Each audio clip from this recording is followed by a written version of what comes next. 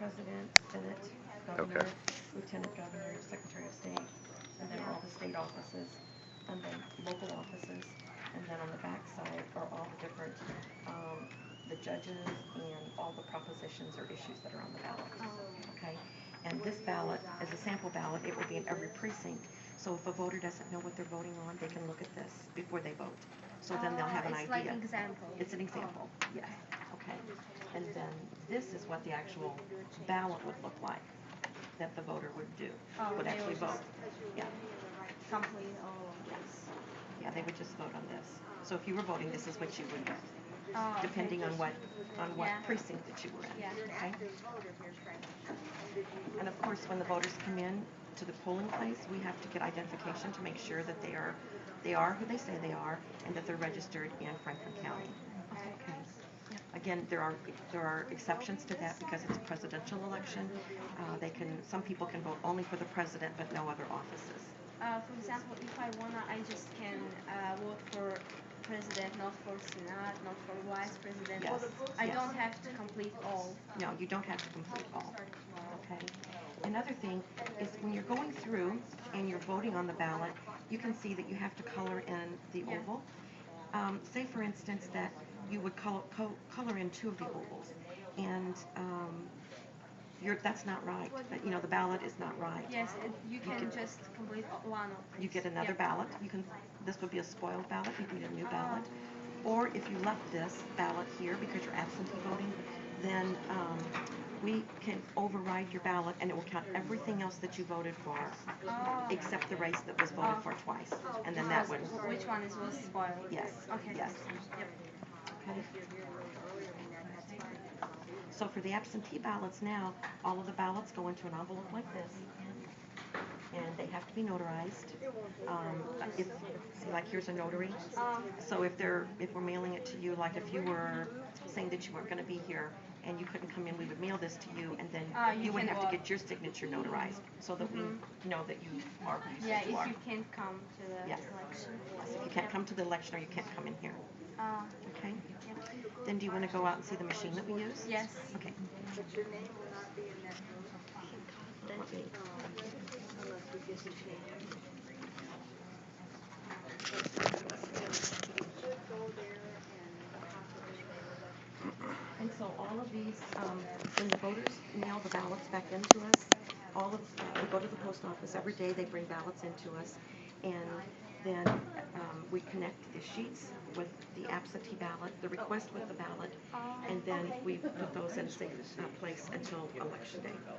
Okay, so that's what they're doing now, they're processing either the mail that's going out or the mail that's coming in.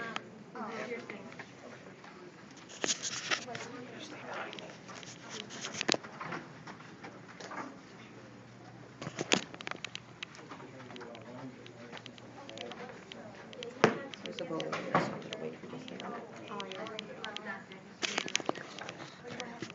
Our office is about 4 years old, I guess. And when we built the office, I asked if I could have voting booths built into that area so that when people come in to vote, it's just like a regular voting booth.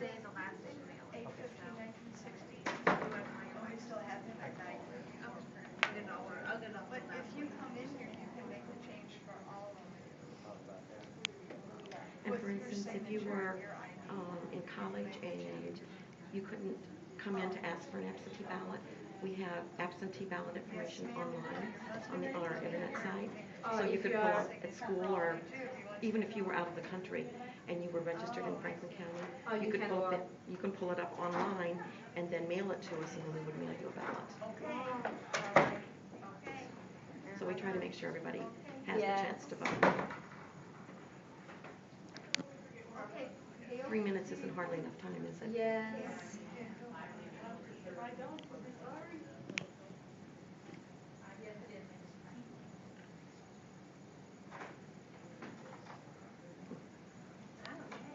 And I have the best staff in the world. My employees are really, really good.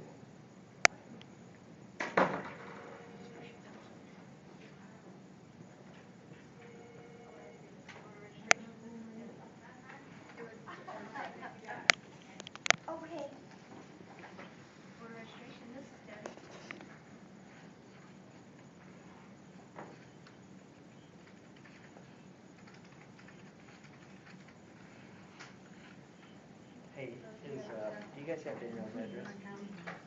Okay, what's her date of birth?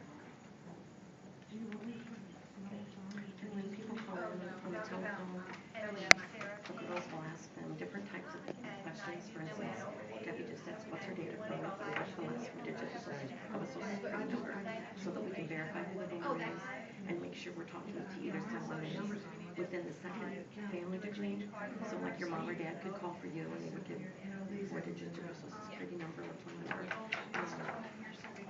And just try to verify that the voter, that we know who was on the other end of the phone. For people that are older people that can't get to the polling place, then we have a list. They call in and we put their name on the list, and then we automatically send them a request for a ballot for every election. If they choose not to vote, they just don't turn the request back in. But if they want to vote, they send the request in, and then we send them a ballot. It doesn't cost them anything for that. We're here till 5 today. I think maybe Monday we sent a Republican and Democratic team out. We always send two, Okay. one Republican and one Democrat.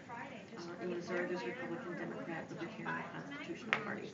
But the two main parties are Republican and Democrat. We send a bipartisan team out, and then they will go to hospitals, nursing homes, places like that, and then they will let people vote that way too. So we try to make sure that we get everybody that wants to vote a chance. And the same in your country? Yeah. So do you guys vote ballots like this? Yes, we have ballots like this, yes. We also have touchscreen for handicap accessibility, but our primary style is the paper ballot. But every precinct will have one touchscreen on it.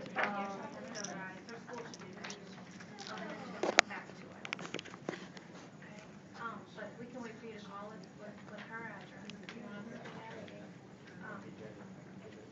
And there should be a card right over here. Hello?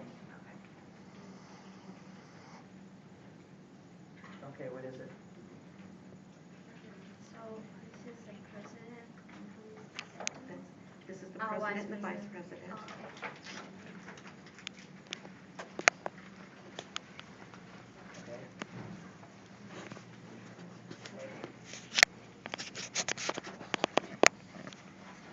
Okay.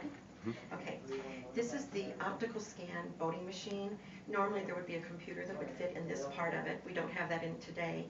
But after the voter in the normal precincts would vote the ballot, they would come in and they would just slide, and it would go right down this, right here.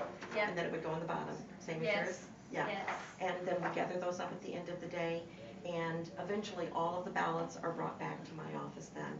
And one of the most important things in my, parts of my job, is that I have the same number of ballots brought back that I started out with. You know, so I have to keep track of every ballot that I had. If I have 120,000 ballots, whether they're voted, You have to have whether they're again. spoiled, I have to make sure that I have 120,000 ballots back at the end of the day. So you just must be sure that everybody. Yes, and all the 52 precincts they have, they each balance, and then they bring them back to us. We certify them. Even when the results get to the office downstairs, they come into the lobby downstairs, and I have a Republican and a Democrat as well as a security guard pull the memory cards out of the equipment, and then put those in a clear plastic zipper bag that has a seal on it. So even coming from downstairs to come upstairs, nobody can tamper with any of the results on the equipment. So then I count the ballots and everybody goes home about 11 o'clock. Yeah. So, Thank you You're for welcome. sharing your time with me. Thank you. my pleasure. Thank you. You're welcome.